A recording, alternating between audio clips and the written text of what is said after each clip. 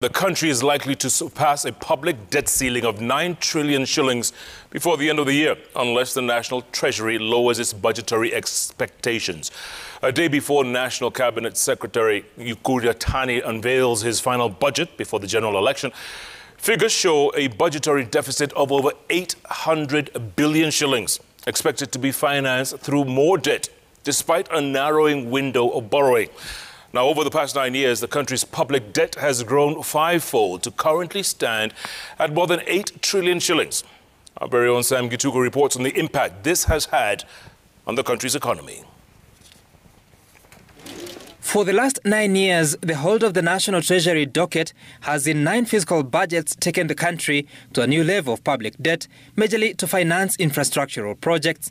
Over the last 5 years, the Treasury has had to play a balancing act between servicing existing debt and taking on new debt. The public debt is expected to hit 8.6 trillion shillings by June this year.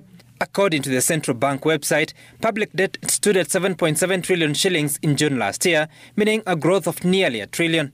During President Kenyatta's second term, the public debt has grown from 4.4 trillion shillings in June 2017 to 8.6 trillion shillings by June this year, an increase of 4.2 trillion shillings.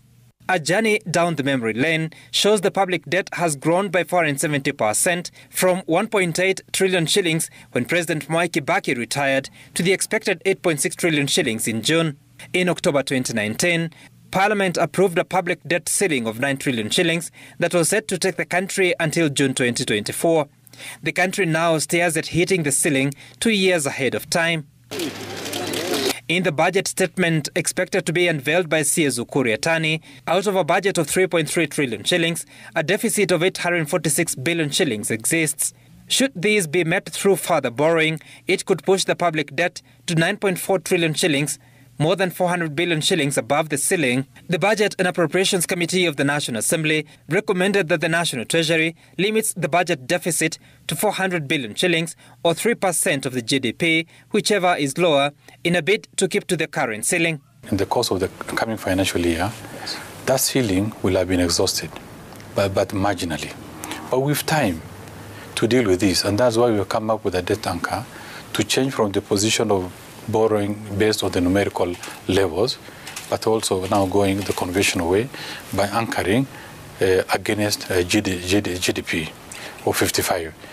According to the budget policy statement, the National Treasury hopes to finance the deficit through a net foreign borrowing of 275 billion shillings, while 570 billion shillings will come from the domestic market.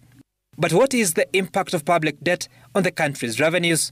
The National Treasury hopes to raise ordinary revenue of 2.14 trillion shillings between July 2022 and June 2023 in form of taxes and other incomes. Of this, 30% or 644 billion shillings will be used to pay for interest on loans.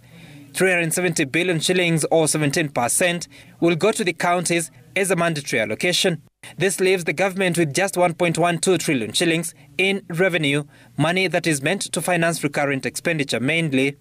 That leaves no money for development, which is mainly financed through borrowing.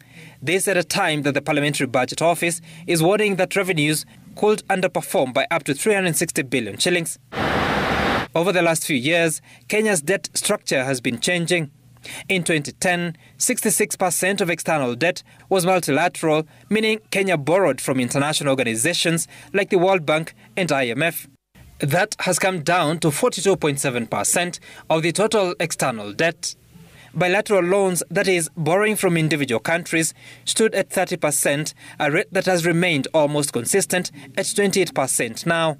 But the commercial loans component has grown from 4% in 2010 to 29%, representing relatively more expensive loan facilities.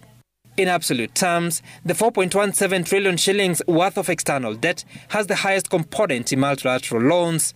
Locally, the government has increased its borrowing from banks, individuals and institutions to now stand at 1.9 trillion shillings from commercial banks and 2 trillion shillings from non-banks and non-residents.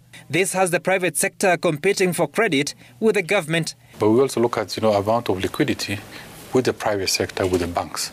If there's sufficient liquidity, it may even be necessary for that money to circulate in the economy. And that's why the government is borrowing.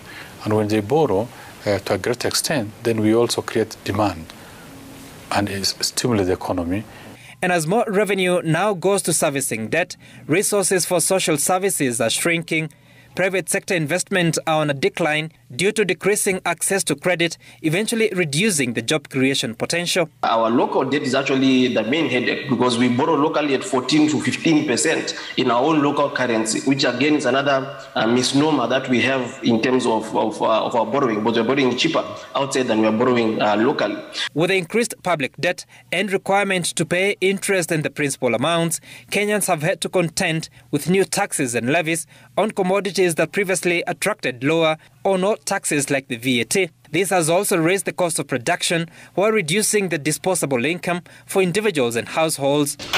Experts now recommend that the government pursues more concessional loans over commercial, encourage public-private partnerships, especially on infrastructural development, and review taxation on essential commodities. Kenyans are not making so much noise about the expressway because they know how it has been funded.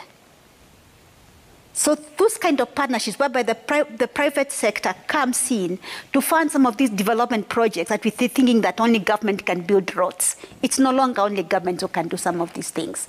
Should the government break the 9 trillion shilling ceiling, it will be in breach of the law unless Parliament agrees to revise the debt cap further, which will come at a cost to the economy and more fiscal challenges for the next government. Sam Gituko, Citizen TV, Nairobi.